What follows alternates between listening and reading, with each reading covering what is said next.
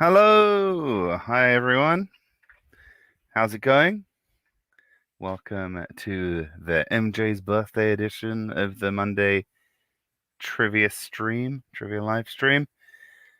We are up in the Upper Peninsula over the weekend to celebrate, and I took part in my first ever pasty eating contest. Yeah, it doesn't get any more youper than that. I finished second out of 6 contestants, and the guy that beat me is like a semi-regular eating competition contestant. Jessica found his YouTube channel afterwards, and he's done peanut butter and jelly sandwich eating contests, burger eating contests, taco eating contests. You know, this is just another Tuesday for him, and it was so close. It was so close. I if it was a sprint, if it was first to finish one pasty, I would have been the winner. I was first to one pasty, first to two. Then on that third pasty, it really starts to hit you. I slowed down, and he just beat me, I'm afraid. But still, not second place, first ever eating contest. Not bad, I think. I might have a new career in my future. Hello, the chat's popping off. Hello, everyone. Thank you for all the birthday wishes. Good to have you all in. Good to see you all. Hope you all had a good weekend as well. We had a great one up by Lake Superior.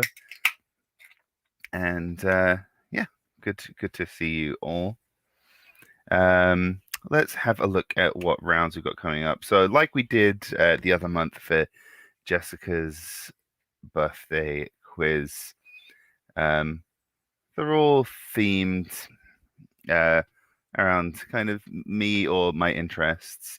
Yeah, they're kind of like Cornish pasties. They're basically the same. So there's a lot of mining in the Upper Peninsula. So anywhere there's mines, you find the Cornish. So and they always bring their pasties with them. So the ones we were eating were very similar to Cornish pasties in terms of filling, like potato, onions, swede, or rutabaga as they call it in America, and beef. But they use ground beef instead of like cubed beef, and the veg are diced a little bit finer. So it actually, those differences work out well when you're trying to like get the menu as quickly as possible. It minimizes the amount of chewing you need to do. But the shape, they're a little bit like shorter. They're less like half moon shaped. They're a bit shorter and fatter than a Cornish pasty. About probably similar in mass. But yeah, very broadly the same as a Cornish pasty. Yeah. Flavor wise, pretty much the same. Ooh, Irish residency for Sarah. Congratulations, Sarah. And yeah, I remember the process of getting Jessica's European residency. It can be a bit of a pain. Seems like it goes a bit quicker in Ireland than in Romania. All right. So round one, as always, general knowledge. Round two, MJ matching. Uh, enjoy all of these graphics created by Jessica. Round three, descriptions and definitions. Round four, tattoos. Round five.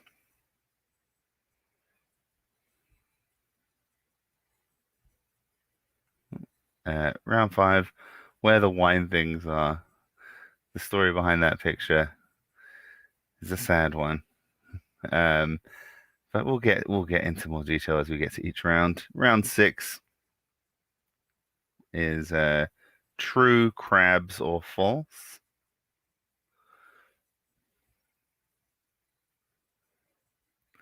Round seven, London by the numbers.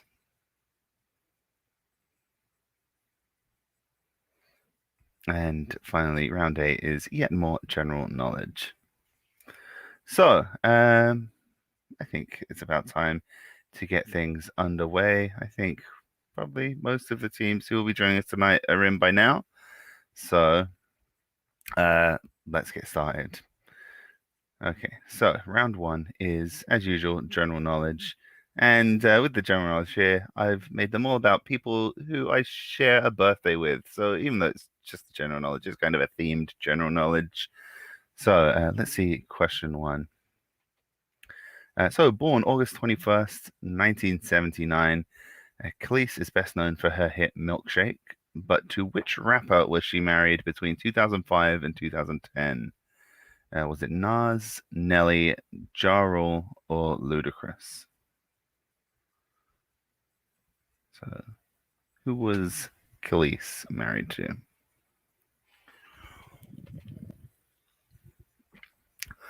I haven't been drinking on stream a lot recently because of the time zone change, but as it's the birthday stream, I'm gonna allow myself a beer. All right, question two, round one. Born August 21st, 1990, what was the name of the comedy special released on Netflix by comedian Bo Burnham earlier this year? Was that Welcome to the Internet, Eighth Grade, Inside, or What? And I should say eighth with an H. Welcome to the Internet, Eighth Grade, Inside, or What?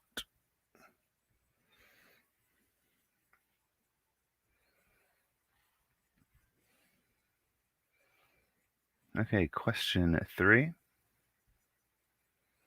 Born August 21st, 1967, System of a Down frontman Serge Tankian had his biggest hit with what Chinese takeout named song? Is it General So, Chow Mein, Crab Rangoon, or Chop Suey?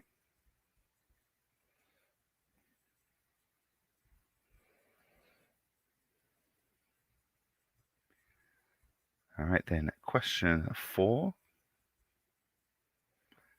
Born August 21st, 1973, Google co-founder Sergey Brin began the tech company with which other co-founder? Barry Page, Gary Page, Harry Page, or Larry Page?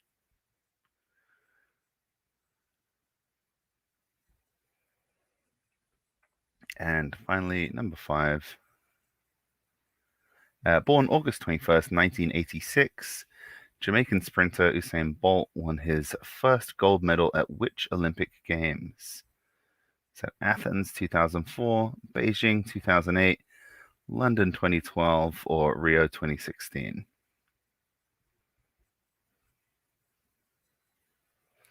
So you've got your first five questions, all about my fellow August 21st birthday havers of note. Um, so get your guesses in. and we'll see who gets off to a good start.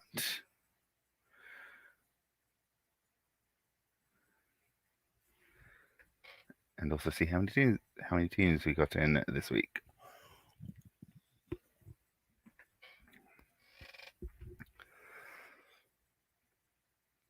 How does everyone else like what has been everyone else's birthday celebrations recently? Like this most recent birthday, your COVID birthdays. How have you been celebrating them?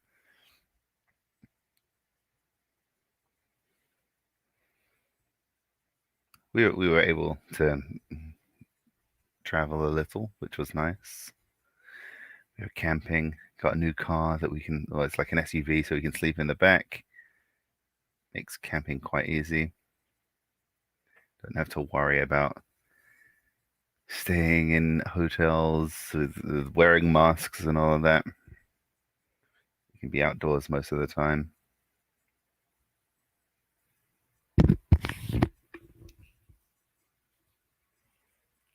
Backyard barbecue. That's a classic. That's a good one. Only, I mean, you're lucky to have the weather for that 2 years in a row in Ireland. Oh, Mike got raised there. Yeah, you definitely need the right time of year to get away with that one. But it's definitely a good way.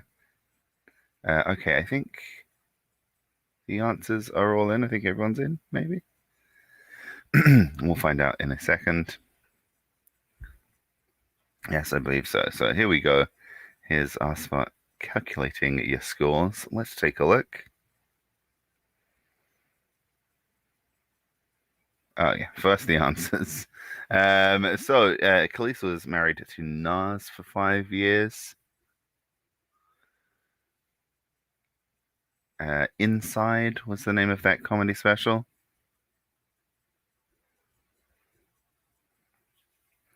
Chop Suey, the big hit for System of a Down.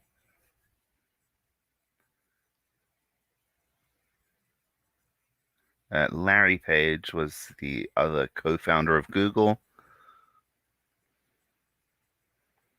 And Usain Bolt won his first two gold medals at Beijing 2008. And he won three more at London 2012 and three more at Rio 2016. So let's take a look at the scores after round one.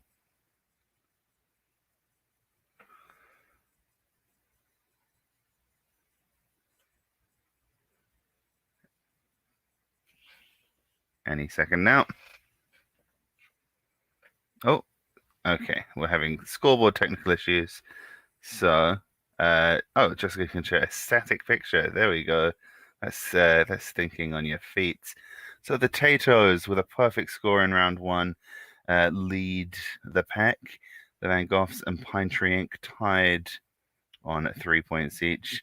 Frankenbeans with 2 and Flying Solo with 1 point. So the Tatoes off to a flying start there. And hopefully we'll get the live scoreboard back up for the next round, which is MJ matching. So this is a kind of a picture. This is a picture select round. We've done these before with you choose different cats, different snakes, different owls, different bears. But this time it's different MJs. Now there aren't as many MJs as there are, bears in pop culture, so we won't have any red herrings. Only 5 pictures. Each of them will be selected once. Choose an MJ for each clue. So each prompt is a clue that describes one of the MJs, and you will choose the correct MJ for each one. So let's have a look at our first clue. So first off, this MJ was told that they were unlikely to succeed as an athlete or dancer due to childhood flat-footedness.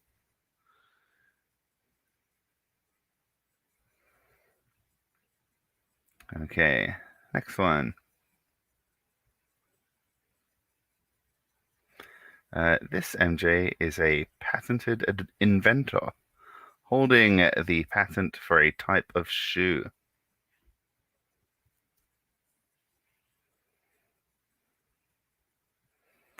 And number 3.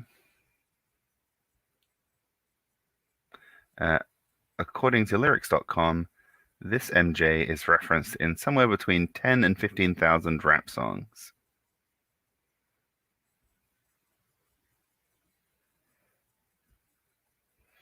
Okay, number 4.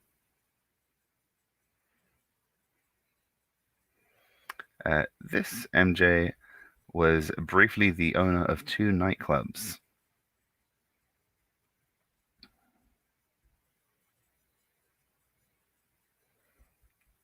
And finally, number 5. This MJ is originally from Russia. So choose the correct picture for each clue. Choose the right MJ.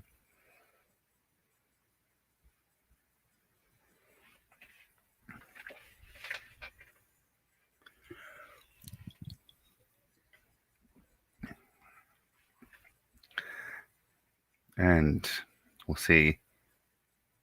Oh yeah, I should remember to mute the mic when taking a sip in future. We'll see if anyone's able to catch up to or overtake the Tatos after that perfect opening round.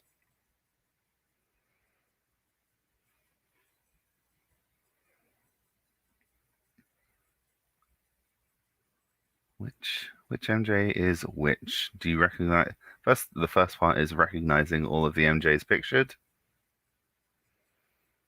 and then figuring out which clue applies to which MJ.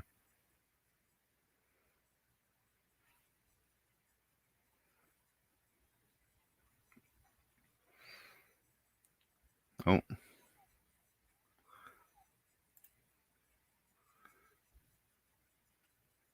Some people, you picked 2 for the first. Oh. Well, I don't know how that will affect the scoreboards. We meant the correct one, though. We didn't say it for the Kelsey rule. Whoops. Yes, normally when we're doing with 9, we just remember to do it. But I think because of the slightly different format this week, we forgot to say it for the Kelsey rule.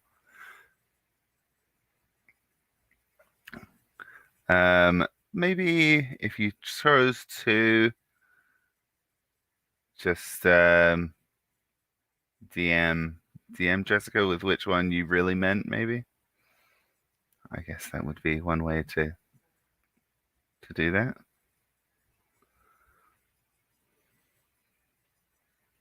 I don't know if that would work, so I'm not trying to create more work for Jessica.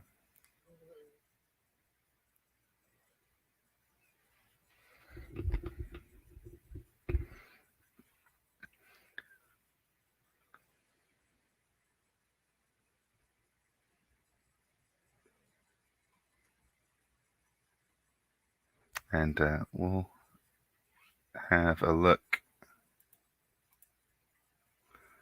at the answers in a second. Has everyone submitted the answers? If everyone's got the answers in, then we can reveal what the answers were while we're waiting for scores to be tabulated.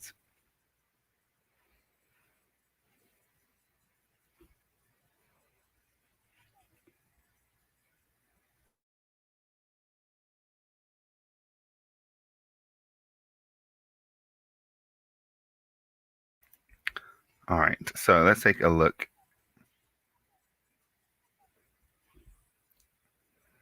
Let's take a look at the answers.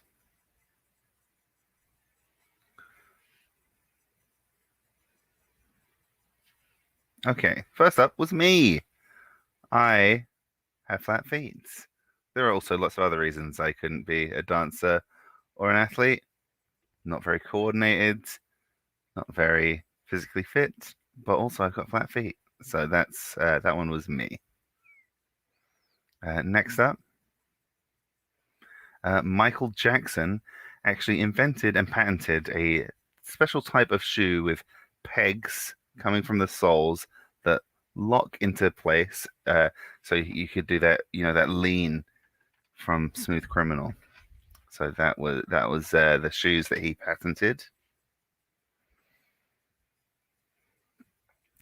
Then number three, Michael Jordan is referenced. I included references to the shoe because, like Air Jordans, because they are named after him. So it's still kind of a reference to him. Um, so he gets a lot more name checks than Michael Jackson, who also gets mentioned a lot. Nowhere near as much as Weed, though.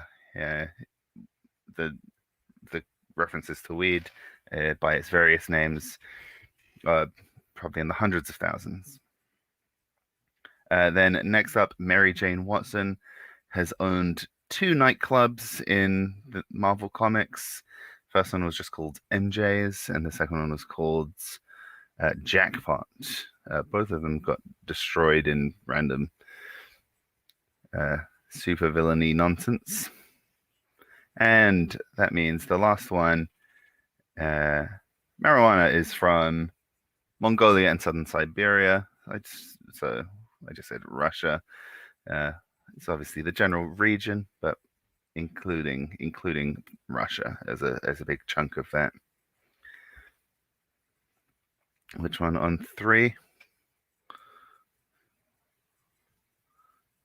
I can't remember what order they went in. So it was I've got flat feet, then I can't remember what number two and number three were. Michael Jordan. Okay, yeah. Yeah, so Michael Jordan referencing somewhere between 10 and 15,000 rap songs. So I included references to the shoes, Jordans, as references to Michael Jordan. So that's more than Michael Jackson and less than Weed. So yeah, Michael Jordan was number three, the basketball player. All right, so let's have a look at the scores there.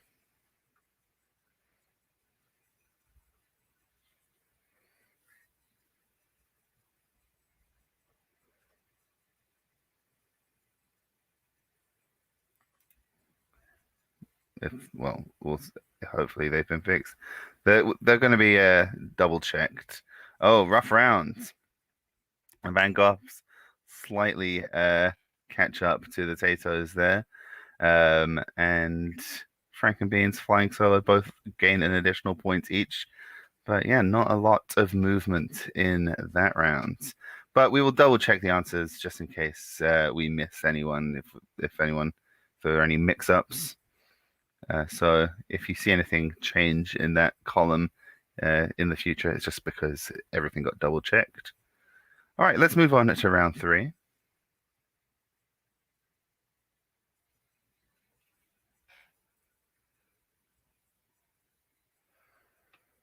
Okay, so let's see round three.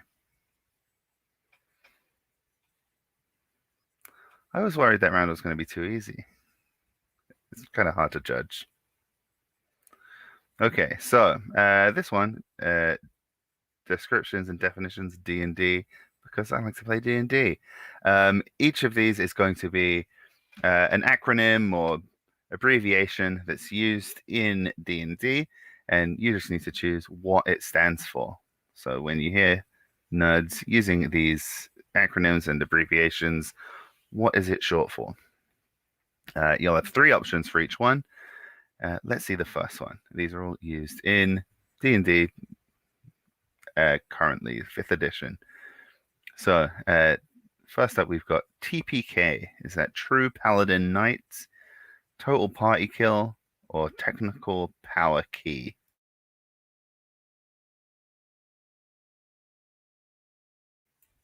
All right, so which of those does TPK mean? I drink Spotted Cow sometimes, Sarah, but Bud Light is just always cheap and easy. Okay, number two, AOE. Is that Area of Effect, Agent of Evil, or Angels of Eberron? Which of those would AOE mean when used by a Dungeons and Dragons player?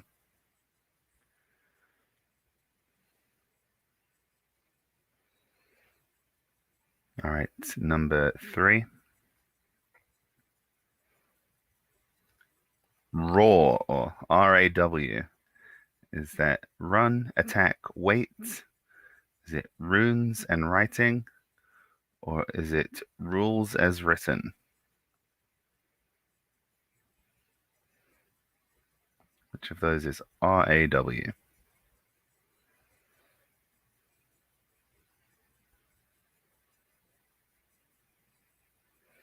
All right, number four.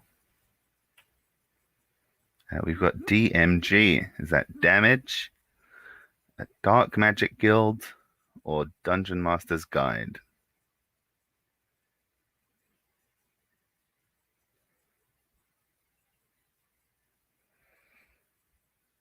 And finally, number five.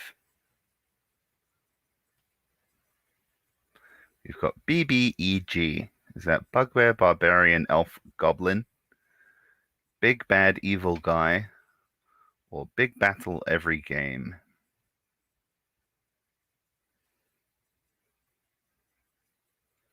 So which of those is BBEG?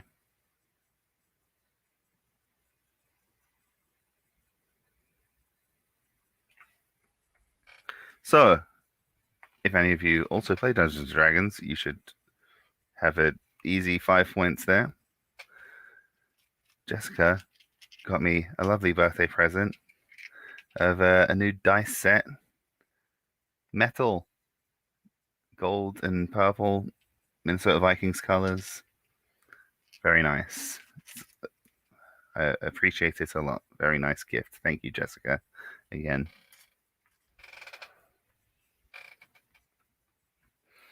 But yeah, do we have any players in? I think I've thrown in one or two D&D related questions in past quizzes.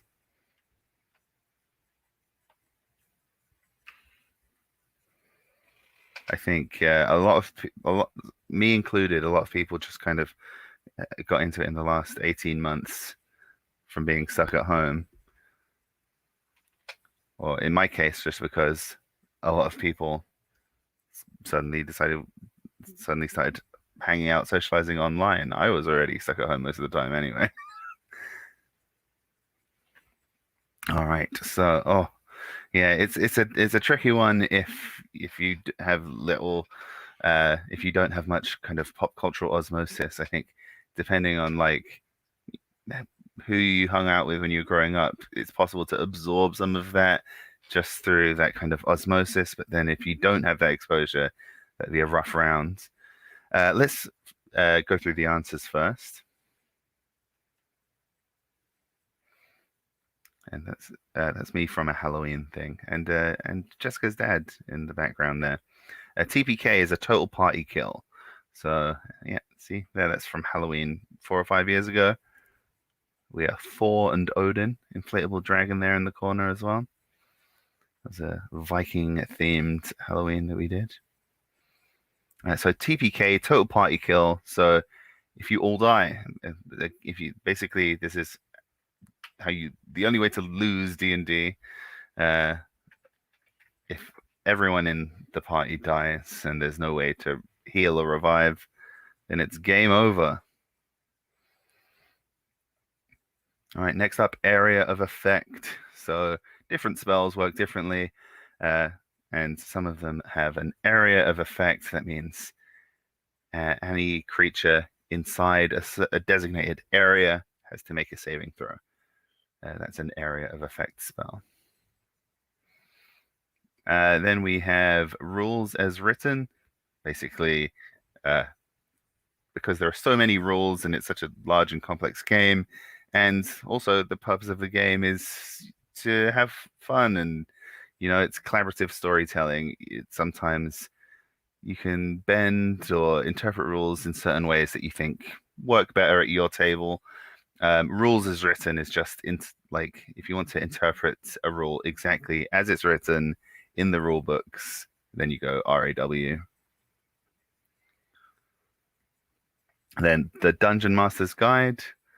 So one of the three core rule books to D&D. You've got the Player's Handbook, the Dungeon Master's Guide, and the Monster Manual. Those are the main three that you need to get a game going. And then the BBEG is the Big Bad Evil Guy.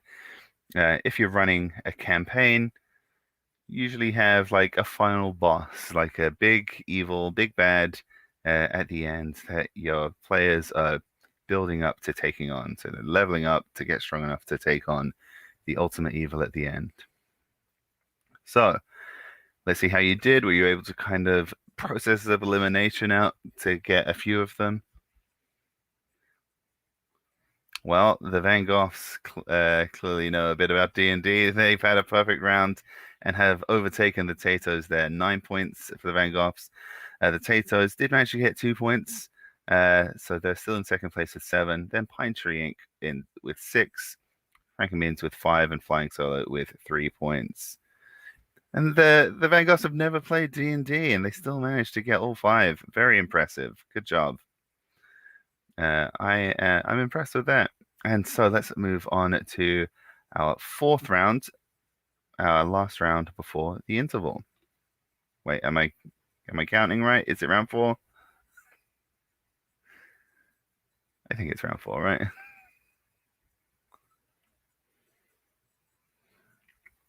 So, round 4. Yes, it is round 4. Tattoos. So, I've got a lot of tattoos. Here you can see me getting, I think, my second tattoo. Shout out to Kyung Jin at Fat Buddha Tattoos in Busan, Korea. He does great work. If you're ever in South Korea and you want to get a traditional Japanese style tattoo. And what we're going to do here, I'm going to show you 5 tattoos. Yes, Jessica did Jessica did strategically place the round title there.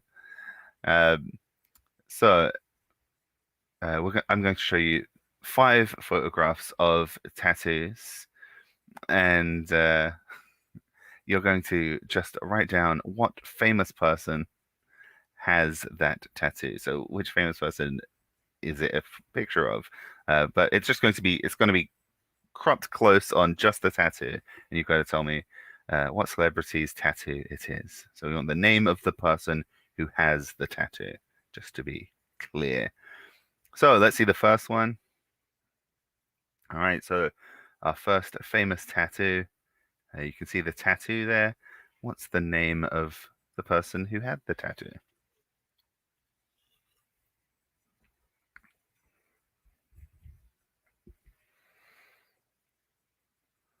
All right, so that's our first one. Now let's see our second tattoo. Okay, different vibes on this one. Very lots of small text densely packed together in with very thin lines. It's probably not going to age very well. Um, so yeah, just descriptions for those who can't see the pictures very well. The first picture was thug life in large text going across a torso. Um, this is a bunch of small text, looks like coordinates, just a list with lots of coordinates arranged in a square.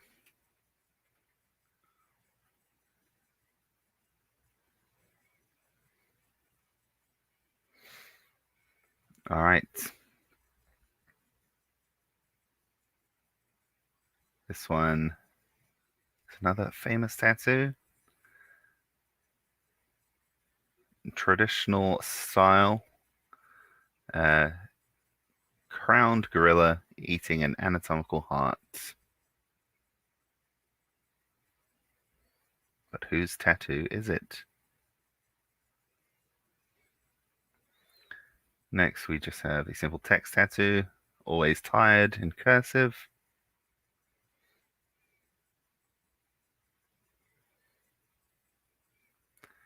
And our final famous tattoo, a huge multicolored phoenix. It's a statement piece. In this picture, it looks maybe unfinished. So potentially this piece would have gotten even bigger and more colorful.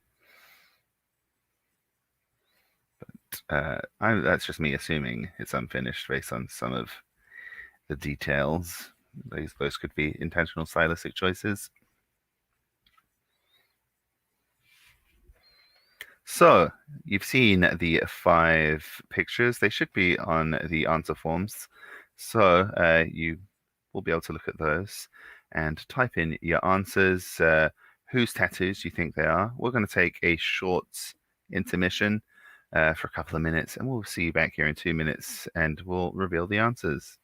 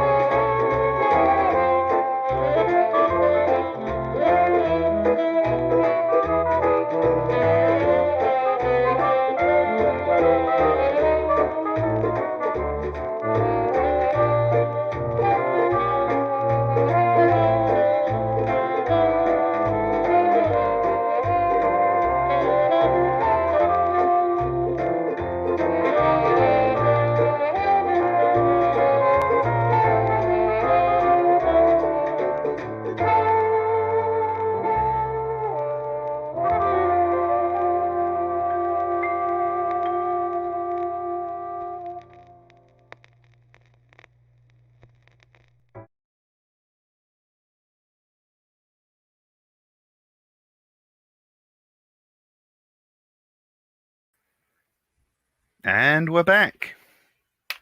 So, a little compilation of whales put together by Jessica. Thanks, Jessica. Let's. Oh, we're still waiting on 2 teams. I was about to say, let's go into the answers. But I think one of our teams had a tech problem during the intermission. So that's being sorted out now. I could do with a new tattoo. Hopefully soon.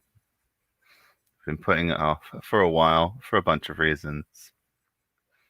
But looking into the best places to get it done in the region, I think giant squid will be the next one. I think we're just waiting on one more team now, so just whatever you've guessed, hit enter. I think you might have to. There might be a capture on this one. Not sure. There's pictures involved. So just in case that is what it is, just double check that you don't have a green submit button that you still need to hit that you thought you already did. And once we've got that last team in, we'll show whose tattoos they were. So Pine Tree Ink, if you can hit submit, and we'll get on with the rest of the quiz. Although we're tearing through it. We're tearing through it tonight. You guys have been really fast so far. Normally, we're about 10 minutes ahead of where we normally would be at this point in the quiz.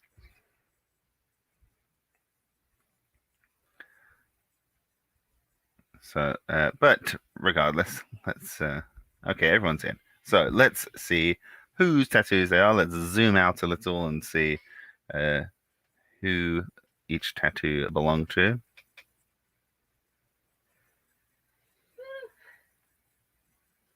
Just getting the graphics to work can be a little bit tricky.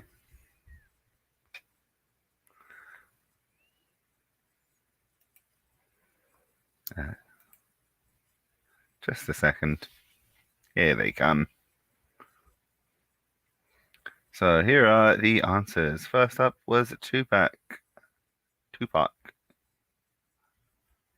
We always mispronounce the A's in words in the UK. All right. Next up, Angelina Jolie. Those coordinates are the place each of her children was born.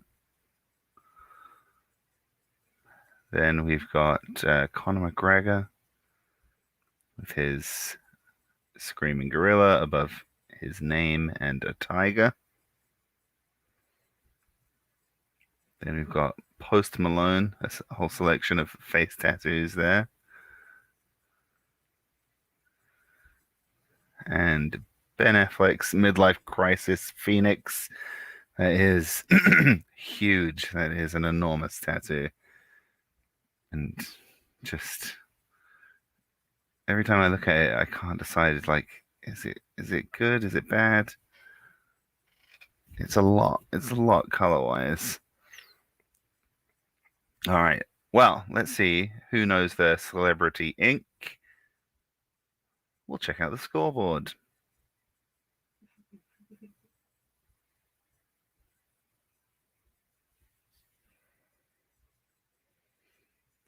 We'll see who reads the gossip magazines. MJ, Ben Affleck, same difference. Oh God. Should I get a giant Phoenix back piece? All right, the Tatos with another perfect round puts them back in first place. First place with 12 points, just above the Van Goghs who have 11. So it's really a lead changing hands between these two teams so far. And we'll see if they continue to dominate as we go ahead into round 5. So this one, based on my hobby of amateur winemaking, I've got a few fruit wines brewing just about 8 or 9 feet to my left.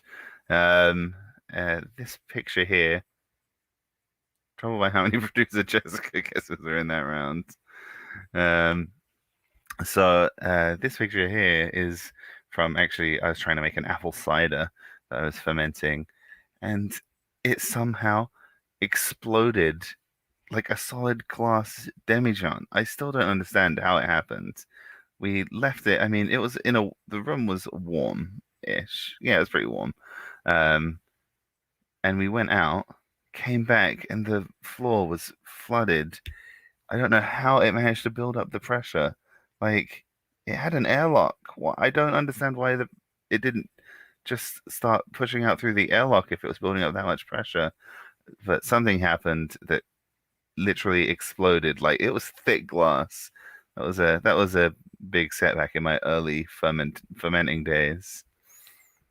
but things going a lot smoother since then. So in this round, I'm going to give you five wines. I'll tell you the variety and the region, and so you need to tell me what country that region is in. So really, the region is the main thing that I want to know the country that the region is in.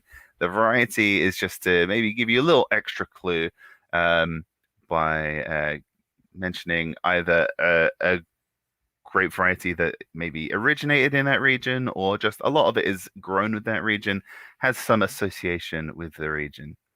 Yeah, it's map entry, I'm afraid. Yeah, you need to choose the country where each wine region is. So first up, an Asti from Piedmont. Piedmont. I don't know how to say it, but you can read it there. Piedmont is the name of the wine region. Asti is the grape varietal. But yeah, just want to know what country is Piedmont in.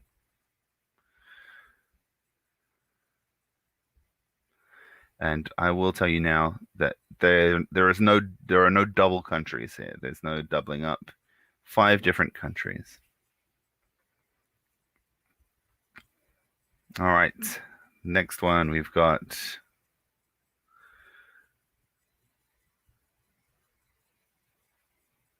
a Sauvignon Blanc from Marlborough.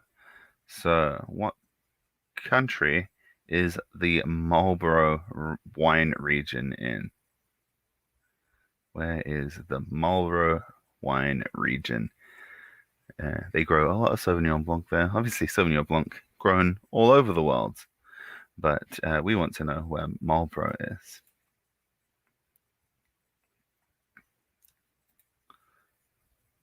So, if you bought a bottle of wine that said it was from the Marlborough region, what country is that wine region in?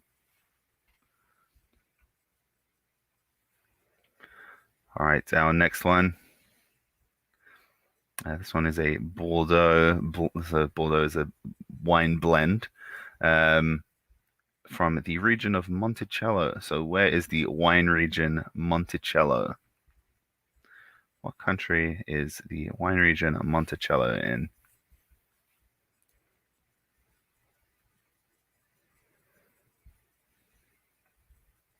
All right, our fourth wine.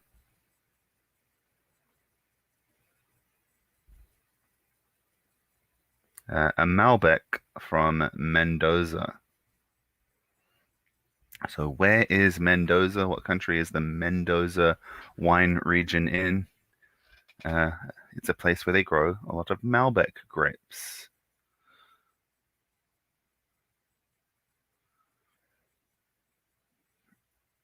And our final wine is a Retsina from Attica. So if you were drinking a Retsina made in Attica, what country would that wine have been produced in?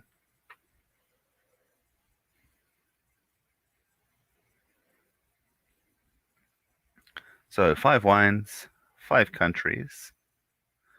How well do you know your wine regions? I feel like this is going to be a tough one. See, I expected this one to be tough, and then I didn't realize some of the other rounds are also going to be quite tough. And oh yeah, you need to deselect if you want to change your selection. You need to deselect the first one you chose in order to choose the next one. This round is a corker. That's a good one. You can always count on Matt for the jokes.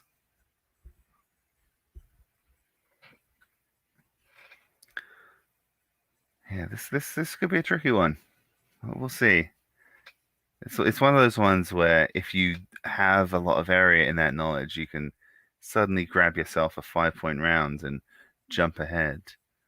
So I don't know who's a big wine drinker in our audience, but if it's you, this could be your moment to strike.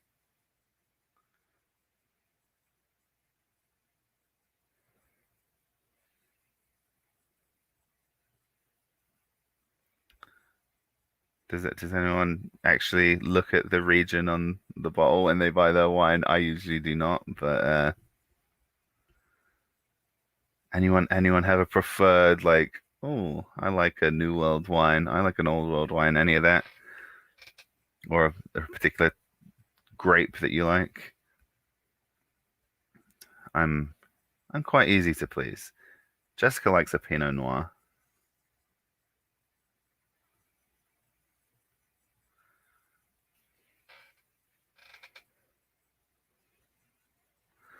but I'll drink just about anything. I prefer red, but I'll drink a white.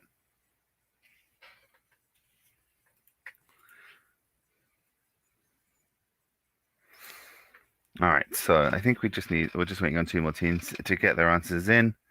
Yeah, the maps can be a bit fiddly. Pick my wine by whatever's the cheapest.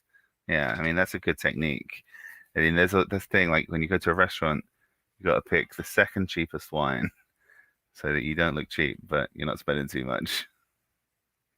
Yeah, the maps are a bit of a pain, eh?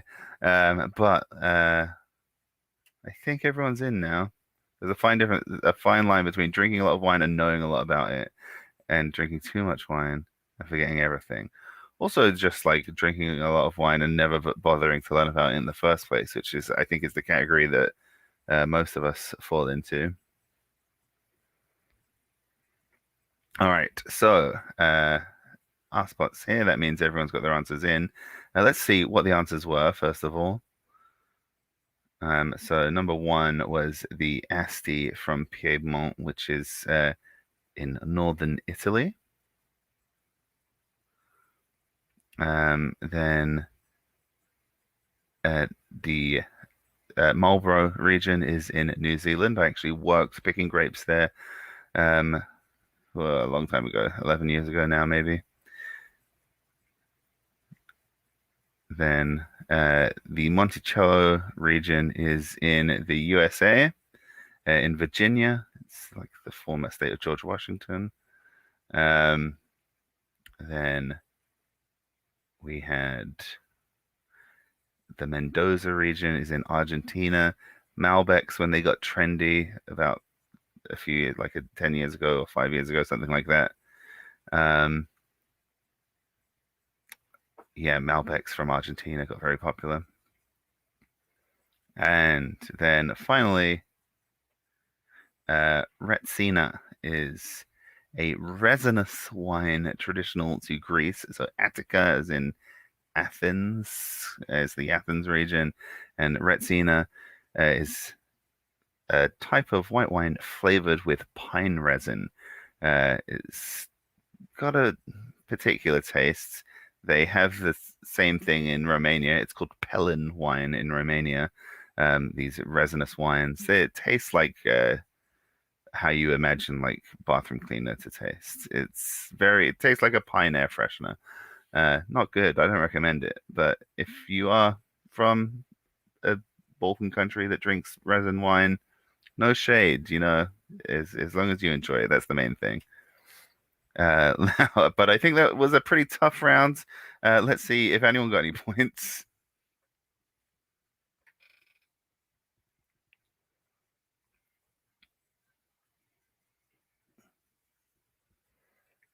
And oh, Van Gogh, the Van Goghs are wine aficionados, and they're back on top with 14 points, 3 points there. Excellent job. I think they would have gotten four, but for a snafu with the map selection. Everyone else got one wine apiece. So Tato's still in second place, and we've got 8 points for Frankenbean, seven for Pine Tree Inc., and four for Flying Solo. Okay, well done there, Van Gogh. Very impressive on a tough round. And we can move on to the next one now, which is true crabs or false. So I did marine biology. Crabs are like my favorite animals. Um, and crabs can be basically thought of as true crabs and like not true crabs, false crabs, I guess. So there are true crabs is the one one particular uh, taxonomic, like cladistic category, one family. And then you have lots of other crab-like arthropods that, through parallel and convergent evolution, are quite crab-like and get referred to as crabs, even though they're not technically related. So for this round, you just need, well, I'm going to show you 5 things that get called crabs, and you need to tell me, is it a true crab or a false crab? True or false? So I guess to give you an example of like a true crab, just so you have like a baseline going into it, like edible crab, like, you know, the big red guys with like one of these on my tattoo. Um, one of these guys with the big meaty claws and that you eat. An eating crab is a true crab. So let's see our crabs. I need to say true crab or false. So first up, hermit crab. Is a hermit crab a true crab or not?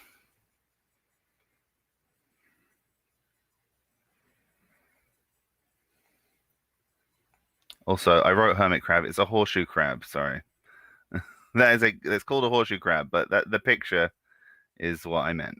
Horseshoe crab. Then number 2, king crab.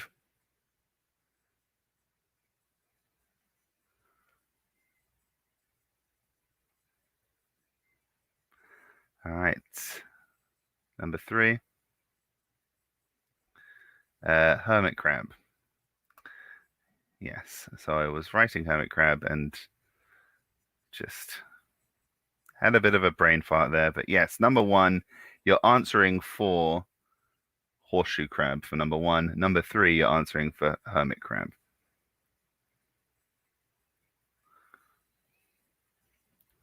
And number 4 is porcelain crab.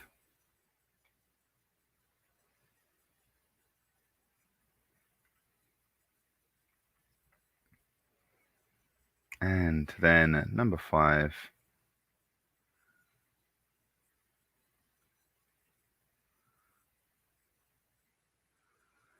is a smooth box crab. Okay, Jessica says the form should have the correct crab names on it. So that was just me messing up making the graphics.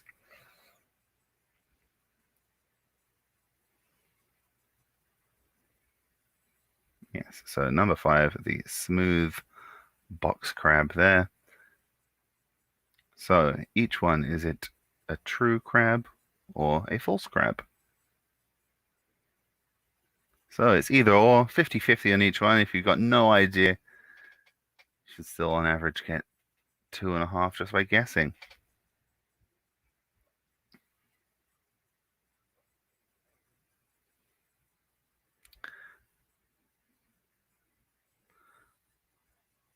And obviously we eat some of these, but not all of them.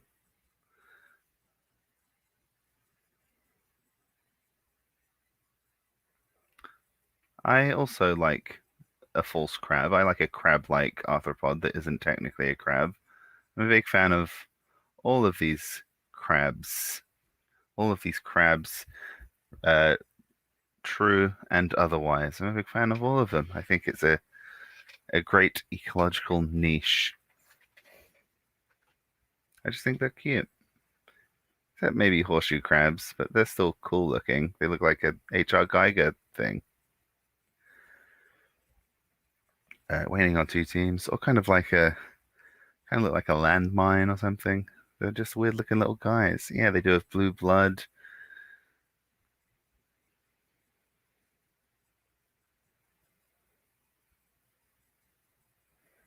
Lots of cool looking little crabby things. Apparently, there's a few different types that you can keep as pets. People keep hermit crabs as pets, but I think they're quite sensitive to stress. There's another type of crab I can't remember that is commonly kept as a pet. I've looked into it in the past. Definitely, Jessica, get used to the idea of having pet crabs because the day will come.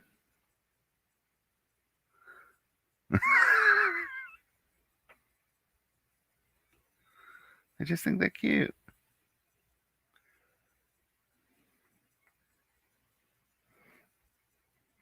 So it's purely based on relationship, the true crab and false crab. So if they are in the same family, if they have share this common ancestor with other crabs like Cancerpagrus, the edible crab that I showed you before, um, then that's a true crab. So same family. Um, and then other families of arthropod that through convergent evolution look like crabs, not true crabs. Um, I guess it'd be like the difference between like dolphins are not true fish, but they look and act like fish, but they just have evolved to look like fish. Um, it's the same thing with crabs. This is just the invertebrate equivalent.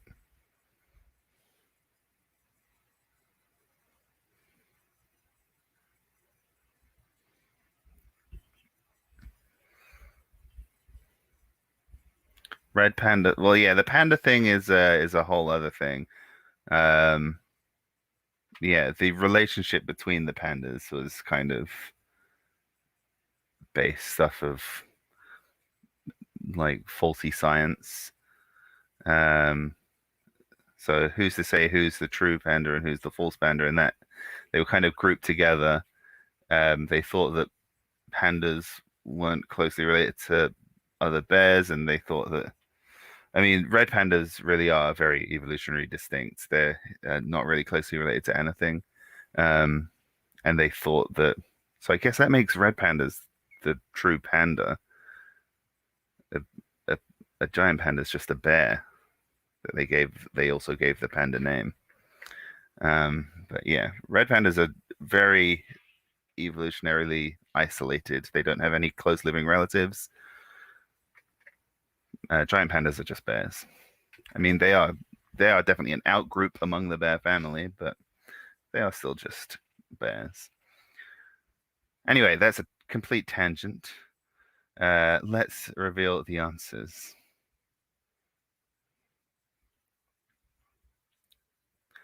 So a horseshoe crab is not a true crab. People have been talking about horseshoe crabs in the chats, and I think the bizarre alien appearance and blue blood and just weird biochemistry should be an indication no, they're not closely related to other crabs. King crabs are also not true crabs.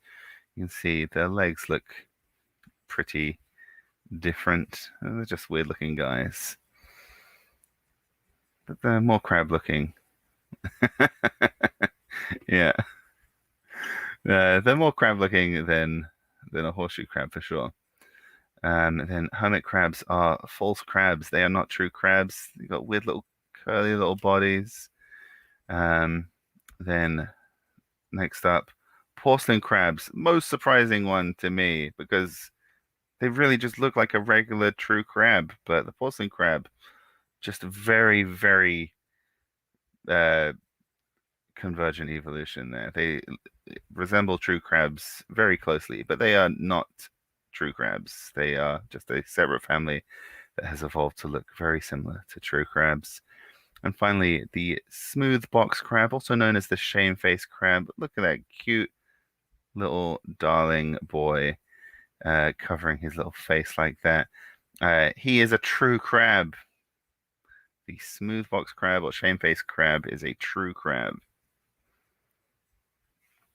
So let's see how everyone did there.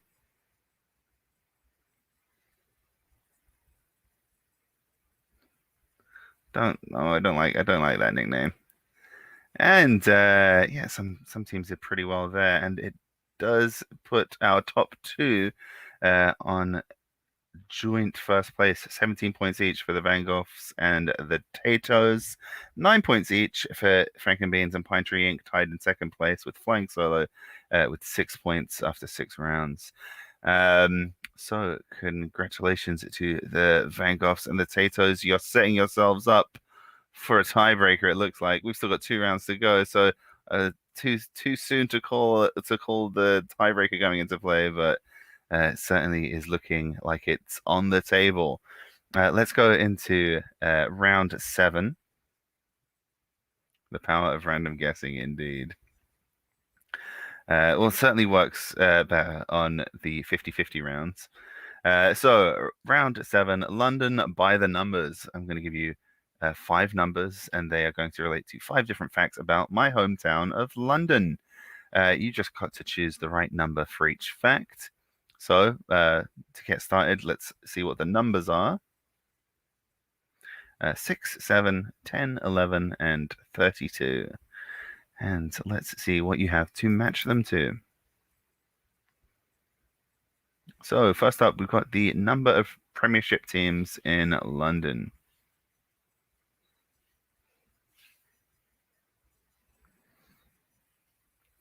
So, there are 20 teams in the Premiership. How many of them are in London? Okay, next up, number of London boroughs, not including the City of London. City of London is a distinct and weird historical relic in terms of the local authority there. Next up, we've got the number of London Underground lines. How many tube lines are there?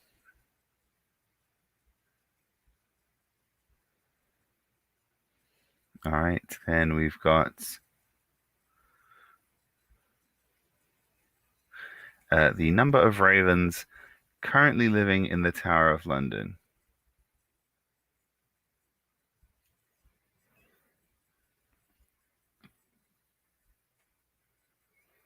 All right, after that,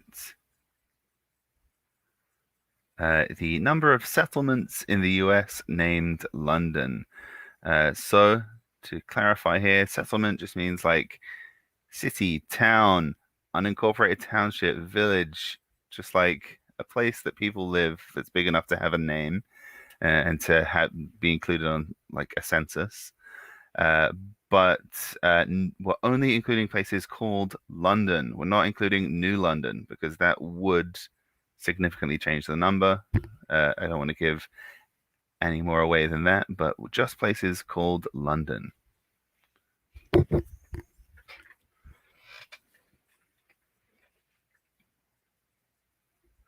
So you've got your 5 numbers, and you got to think which one matches each of those prompts. Wait, who's Queen MJ the first? I don't like the implication that I'm a follow-up. Yes, you should have put yourself in the picture frame in the table. That would have been great. Why would I have a picture of Prince Philip? Doesn't make any sense. Just doesn't make any sense.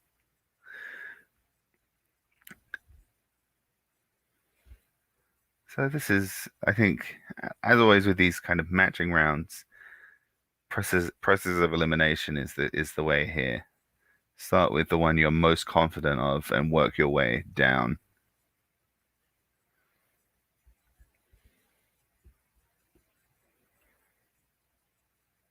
Also, target the outlier as well. We've got four numbers quite close together, one a little bit different. Maybe try and think, well, which one do I think is the outlier there? And there are some matches that you can just eliminate right off the bat.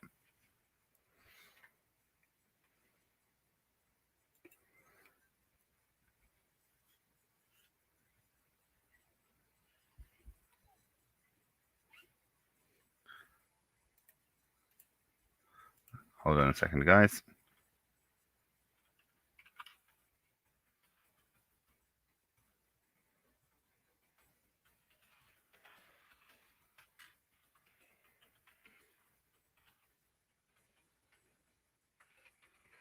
A second.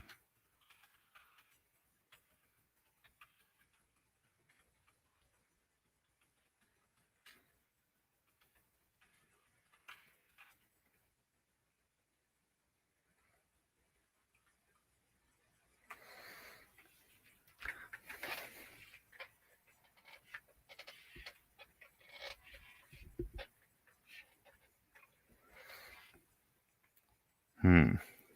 There could be controversy on one of these numbers. I think I did check this, so I think we're still good.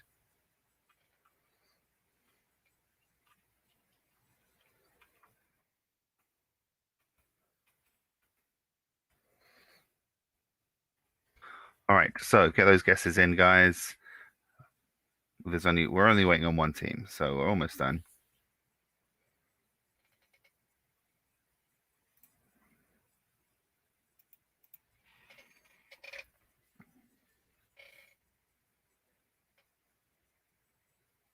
So whoever that is, hit submit, and we'll reveal the London numbers. And we'll see how these numbers have affected your numbers.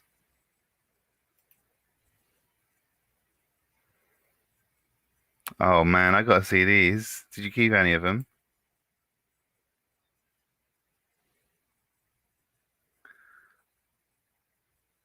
All right, so that means everyone's in. Let's go through the answers. There are six Premiership teams in London: Tottenham, Arsenal, Chelsea, West Ham, Crystal Palace, and who am I forgetting? Brentford. Brentford just got promoted. Watford is not in London. All right. There are 32 London boroughs, not listing those. Um, there are 11 London Underground lines: Victoria, Piccadilly, Bakerloo, Hammersmith and City, Waterloo and City, Metropolitan, Circle District, Northern, Jubilee. There's got to be one more, eh? Well, there is one more. I know there is. I can't remember what it is now. Central line. All right. Now, number of ravens currently living at the Tower of London, seven. They keep seven. Um, it fluctuates a bit as they die and are hatched. They only recently started having a breeding program again, but they keep seven on site. It's because the old prophecy is six. They got to have six in the Tower of London, so they keep six plus a spare. Two were hatched. Yeah, Merlina died earlier this year, which brought it down to. I can't. They move it around. They have spares that they keep off site. So Melina died. There were two hatched, um, Edgar and something else. Edgar after Edgar Allan Poe. I think Branwen. Yeah, I think the girl chick was named by public poll. Somehow didn't end up being called Raveny McRavenface. Um, I think they gave them like a list of options to choose from. And yeah, I think once they are like finished being fed by their mother, they take them off. Branwen's the replacement. I see. Yes, I think that's right. I think they were grooming Branwen to be the replacement, and I think they keep them because the four of them were born in 2019, and I think they only kept one of those around as well. So seven is the number they maintain on at the Tower of London. Then next one, there are 10 settlements in the US named London. If we'd included New London, it would have been, I think, 23. So there you go. And oh, that's the last one. That's all of them. So let's see what the scores are based on those. Oh yeah, that would make sense. You can train ravens, they're very smart.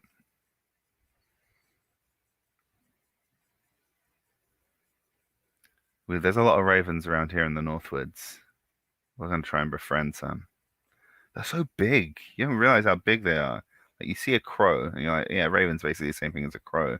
They ain't. They're massive.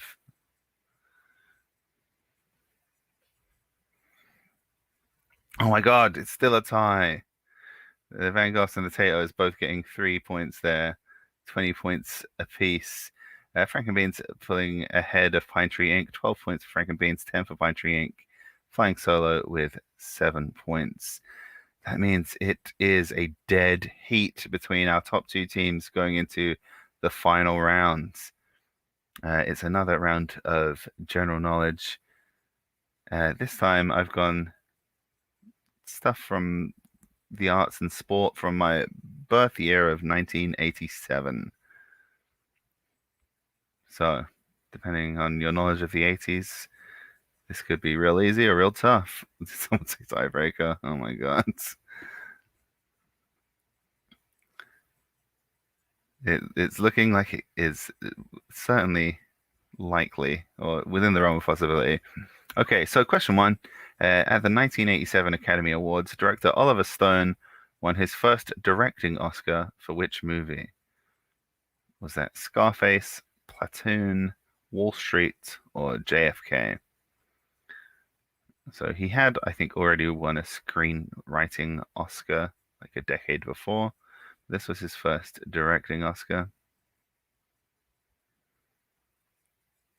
For which movie? All right, number two.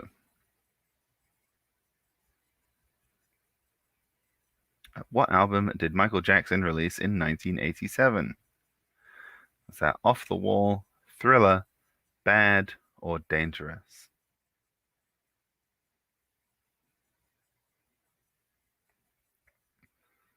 Okay, number three. In 1987, hackers who were never caught or identified interrupted the broadcast of a Chicago television station with a 90-second broadcast of a man wearing a latex mask of which iconic 80s character? So, was that Alf, Skeletor, Max Headroom, or B.A. Baracus?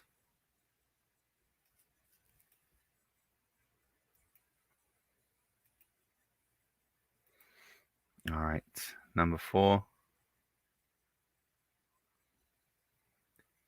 Which enduring game series released its first installment in 1987?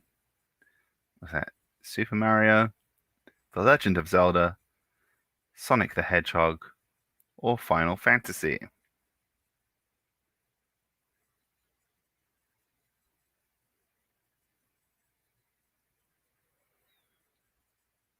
And number five, who did Mike Tyson defeat in August 1987 to unify all three major belts for the first time ever? Was that Tony Tucker, James Smith, Michael Spinks, or Larry Holmes?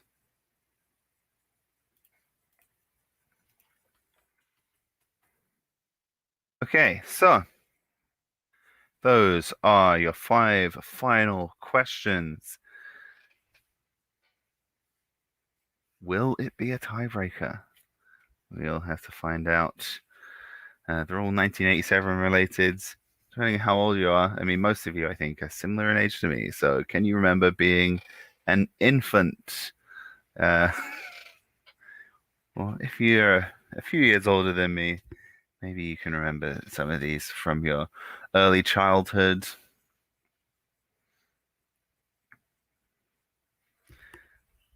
This 80s knowledge here, 80s knowledge being put to the test.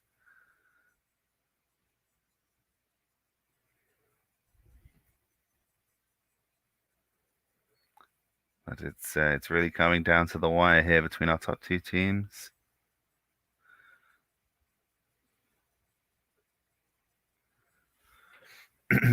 We gotta make sure that we have a tiebreaker.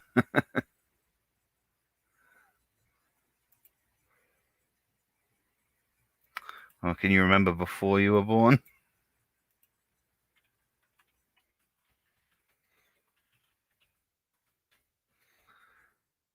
We do have a tiebreaker.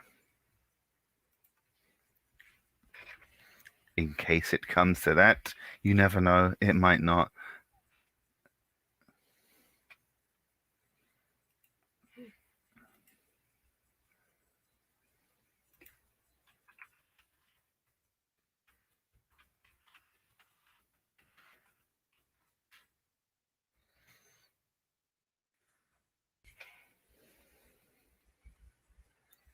Okay, so how's everyone doing? Everyone ready to see the answers? Or is everyone really taking their time, wanting to get the upper hand on the rivals that they're very closely tied with? We only end up getting tiebreakers when we haven't prepared one. So we have been scrambling to prepare one during this round, but we'll see if we need one. But the appearance of our spot means that we do have all the answers in. Let's see what the answers to each question was. So first up, in 1987, Oliver Stone won his first directing Oscar for 1986's Platoon. Then 1987 was also the year that Michael Jackson released Bad.